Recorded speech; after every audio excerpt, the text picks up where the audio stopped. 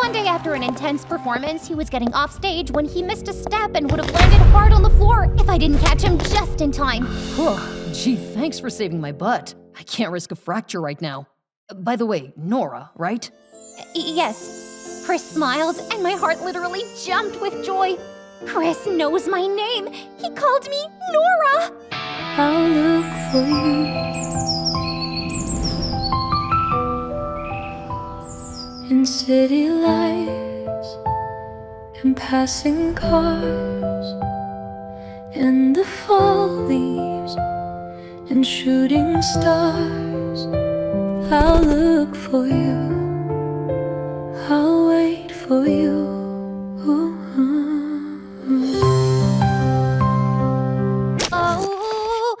Oh, I'm sorry, I didn't see you guys. I have this weird habit of getting so lost in music that I once left for school humming to myself and I totally forgot to wear my pants. Whew, thank heavens my shirt was long enough to cover my butt, or our sweet elderly neighbor would have died of a heart attack. When the poor lady told me about my, fashion faux pas, I sprinted back in faster than Usain Bolt.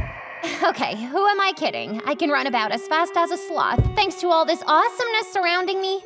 Jealous witches at school call it fat, but nah, I think God just blessed me with some extra love. Hey folks, I'm Nora, and this is my story of love, betrayal, and revenge with a very generous topping of nerve-wracking drama. I mean, I actually die in this story. No kidding, I swear.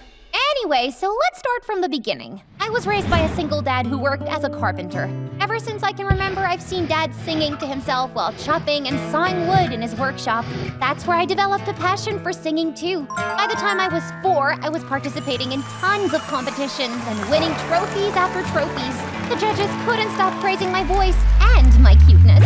But as years passed, my cuteness just kept multiplying. And by the time I hit my teens, it became a total struggle to find clothes to put all that cuteness in. Dad, I think I need a new pair of jeans.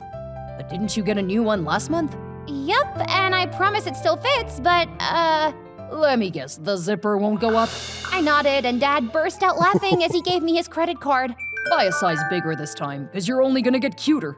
For a long time, I believed there was nothing wrong with being a bulky kid, because my dad found me cute. But slowly, I started getting mocked for my appearance in school. Look at her. Looks like she just gobbled up an elephant. Ew, I'd hide myself in a cupboard for life if I look like that. With that rotten personality, you better stay hidden in one. To make matters worse, my cute face became a pimple party, and my life took a complete nosedive. I was labeled a freak, lost the few friends I had, and became a total outcast. I even stopped singing publicly, which really bothered Dad, but I just didn't want to face people anymore, so I told him I wanted to focus on studies. My life sucked big time, but at least there was Chris, our school's drama club head, and my secret crush. Obviously, he didn't know I existed, but just watching him on stage made me want to sing love ballads. One day after an intense performance, he was getting off stage when he missed a step and would have landed hard on the floor if I didn't catch him just in time. Gee, thanks for saving my butt. I can't risk a fracture right now. By the way, Nora, right? Yes. Chris smiled, and my heart literally jumped with joy. Chris knows my name. He called me Nora. When Chris and his team left, I got on stage, closed my eyes, and started singing. Come, let me show you what being in love feels like. Do you see the sun dying every night? To let its dear moon breathe and shine.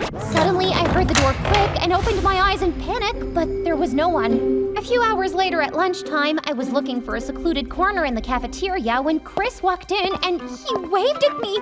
OMG! I got so distracted that I almost bumped into Sonia, the mean queen of our school, and Chris's twin sister. Ugh, you freak! How dare you step in front of me and ruin my day! Just look at that tray. That isn't a normal person's diet. I think she's on a seafood diet. She sees food and she eats it. Sonia and her minions burst out laughing, and I felt my face burn with embarrassment, especially since Chris was heading our way. Sonia, can you stop being a jerk to everyone? Did you hit your head or something? Why are you taking this freak side? If anyone here's a freak, it's you. Then, to my shock, Chris took my hand and we both marched out of there. What just happened in there? Sonia was being mean to you and I couldn't take it. But You didn't have to do it for me. I mean, she's your sister, and I'm nobody. You're my friend, Nora, and friends stand up for each other. Chris looked me so intently. Oh, I felt my insides turn to mush. After that day, we started hanging out. I just couldn't believe my luck. A guy like Chris wanted to be my friend when half the school wouldn't even look my way. Suddenly, life seemed too good to be true. And yet, here we were sitting in a cafe with our lattes, talking about everything under the sun. But that day, for some reason, Chris looked kinda distracted. What's wrong, Chris? You look worried. Actually, it's about Sonia. A famous production house is launching her first album. She was supposed to record today, but she got this really bad throat infection and… Oh, Sonia as a singer? Yeah, this album was her biggest dream, and now when she's so close to achieving it, fate has other plans. Unless you want to step in to help? What? I don't get it. How can I help her? That's when Chris told me something crazy. He said he'd heard me sing that day in the auditorium and asked if I could record the song on Sonia's behalf. The album would have Sonia's name, only the voice will be yours. What? But isn't that cheating? And why would the production house allow that? I've talked to those guys. Things like this happen all the time in the industry. Many famous artists only lip sync. The actual voice is someone else's. Chris tried to convince me, but I wasn't sure. The whole thing sounded too absurd. You know what? Forget it. I don't even know why I suggested this. Chris changed the subject and I felt relieved. But that day after he dropped me home, I couldn't stop thinking about it. Chris chose to be my friend when I had no one else. Today, when he needed a small favor, I couldn't flat out refuse, even if that required to put up with his jerk sister. So the next day, I told him I was ready to sing on Sonia's behalf.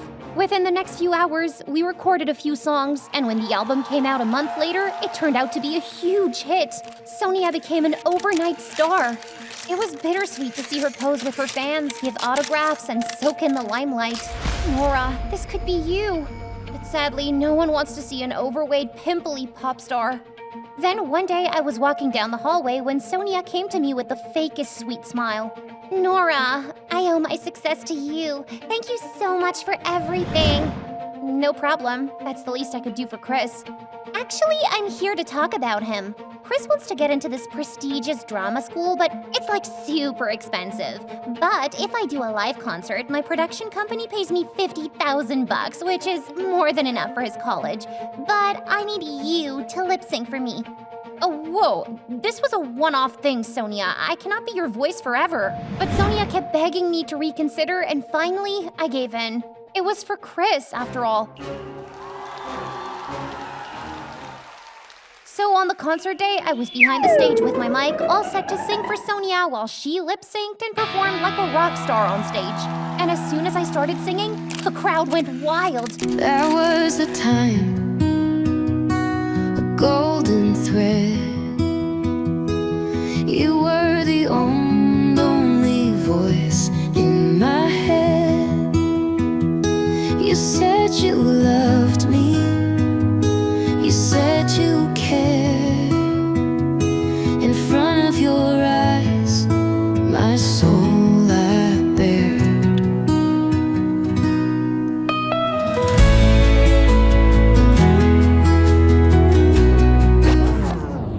And a few minutes later, Sonia walked in looking super happy. That was amazing, Nora! Good job! Then Sonia did the unthinkable. She freaking hugged me. It was so awkward. Thank God someone interrupted us just then and told Sonia the producer wanted to see her. But when she left, I saw she dropped one of her earrings. I picked it up and went looking for her, but it was like she disappeared into thin air. I decided to head back home and call Sonia later about the earring, but the moment I reached the parking lot, I heard someone laughing. It was Sonia and Chris. $50,000! Woohoo! It's time to celebrate! We have to get that dumb Nora to sing for you at least 4 to 5 times more, and we'll be rich soon. Ugh, but that girl gets on my nerves. I can't even look at her without wanting to throw up.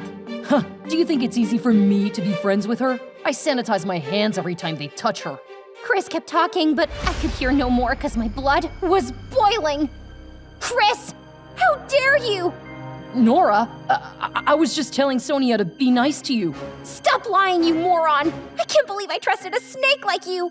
You know what? I'm gonna tell the whole world that I sang those songs, and Suddenly, Chris's face twisted with fury and he lunged at me. Horrified, I took a few steps backwards and suddenly I was falling into an open shaft right behind me. It was a free fall into the darkness. The last thing I remember is thinking, this is it. This is the end of me. And then I died. Okay, I didn't actually die, but I sure wished I had the moment I opened my eyes a week later and found myself covered in bandages from head to toe. I tried to lift my hand, but my entire body revolted as a sharp pain shot through me. Ow! Suddenly, someone rushed to my side. I couldn't see who they were because even my eyes were bandaged. Nora? Can you hear me, Nora? Oh, thank God you're awake. I was so scared. Dad held my hand and started sobbing. I wanted to console him, but the pain was just too much. What happened to me, Dad? You fell down an open shaft, remember? A worker saw you fall and alerted the authorities. Suddenly, all the memories came rushing back. Chris, Sonia, the concert, the betrayal. I felt my heartbeat shoot up, and then it was darkness again. When I woke up again, I felt much better. The pain was almost gone, and so were most of my bandages. I saw Dad dozing on a couch by my side. He looked totally exhausted, so I decided not to wake him up. Cautiously, I got up to use the washroom. I was standing near the sink washing my hands when I saw it, and I screamed. Ah! What was that face staring back at me? It wasn't me. My reflection looked nothing like me. Nora? What happened, honey? Dad, why do I look like that? What happened to my face? I was about to collapse, but Dad took me in his arms and helped me to my bed. And then he told me how that nasty fall had damaged my face completely.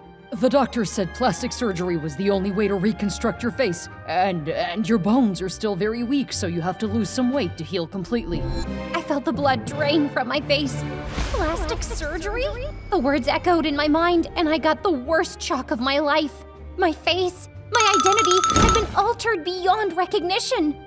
The next few weeks were pure torture. I worked out every single day. All I ate in the name of food was fruits and boiled veggies. Yuck. But at least when I finally got out of the hospital, I felt amazing. I had lost 50 pounds and felt so much better and lighter. But I still had little idea of just how much I transformed until I went to school about a month later and noticed every guy staring at me. Heck, one of them literally walked into a wall and almost broke his nose. And 2 others asked me out and started fighting over me.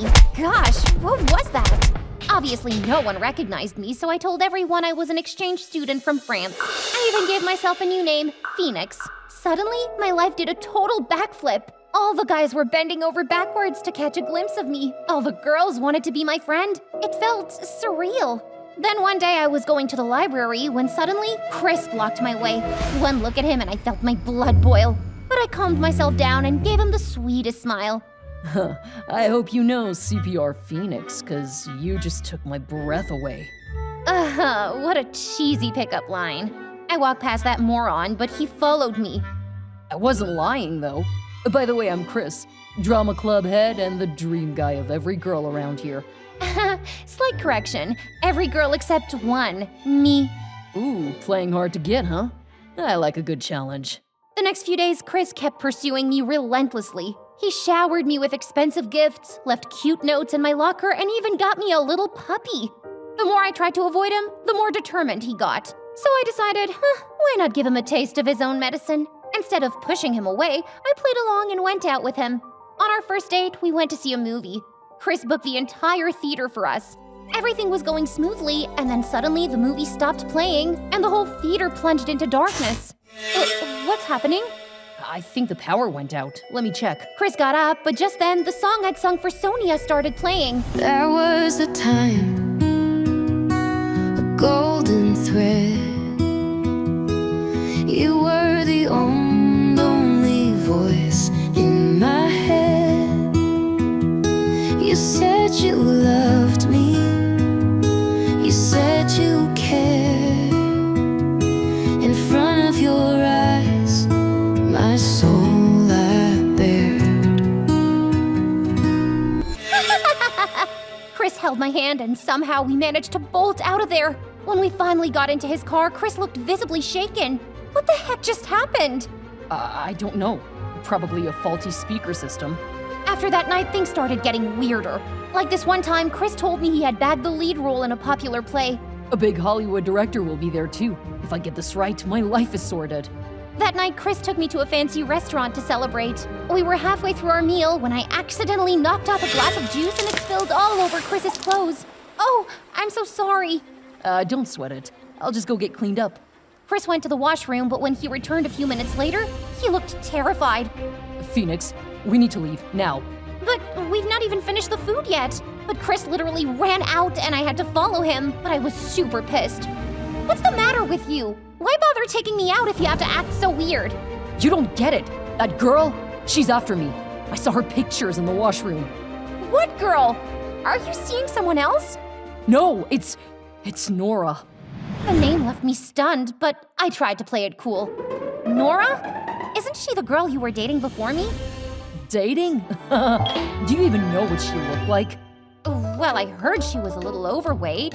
A little? She was a fat cow. Thank God I got rid of her at the right time. Those cruel words sent shockwaves throughout my body. How did you get rid of her? Did you dump her? I didn't have to. She dumped herself into an open shaft before I could. Chris started laughing like a maniac as he recalled that day at the concert. He even told me how he'd used Nora as a substitute singer for Sonia and how they both got rich.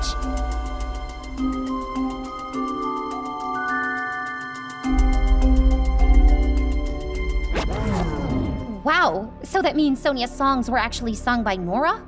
Yeah, and then she fell down that stupid shaft and died. But I don't know, it seems like her spirit's back for revenge or something. What? Don't tell me you believe in crap like that. Nah, of course I don't. I think I'm a little stressed about tomorrow's play. Just go home and rest. Tomorrow's gonna be an important day. I have a feeling it'll change your life forever. The next day, Chris performed like a true rock star. He gave his best performance and everyone appreciated him wholeheartedly. But just when he was about to receive the Best Performer award, a sound clipping of him confessing to what he did to Nora started playing. A little? She was a fat cow. Thank God I got rid of her at the right time. How did you get rid of her? Did you dump her? I didn't have to. She dumped herself into an open shaft before I could. Everyone listened in horror as he confessed to how he'd used Nora, how he manipulated her into being the voice behind Sonia's song and made money out of it. Chris just stood there looking totally stunned. And then his eyes met mine. There was a second's pause, and then the moment of realization hit. I had played that clipping. He immediately jumped off stage and ran towards me, but I was faster. I got into my car and left. He chased after me in his car, but he was so mad with rage that he didn't see an approaching bus and collided with it head-on.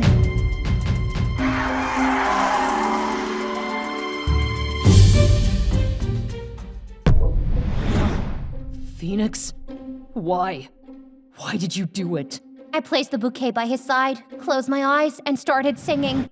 I thought you knew me like no one could. Now there's just emptiness where you stood. Inside my heart, there's shards of glass pricking my soul. Love has taken its toll. Love has taken its toll.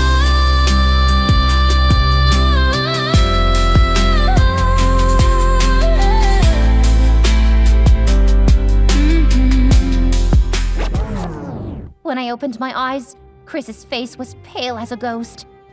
You're Nora. Yes, I didn't die that day, Chris. I survived and rose from the ashes, just like a phoenix. Just then, the doctors walked in and told us Chris's face would be scarred forever. He silently sobbed as I walked out thinking, Karma is truly a witch with a capital B.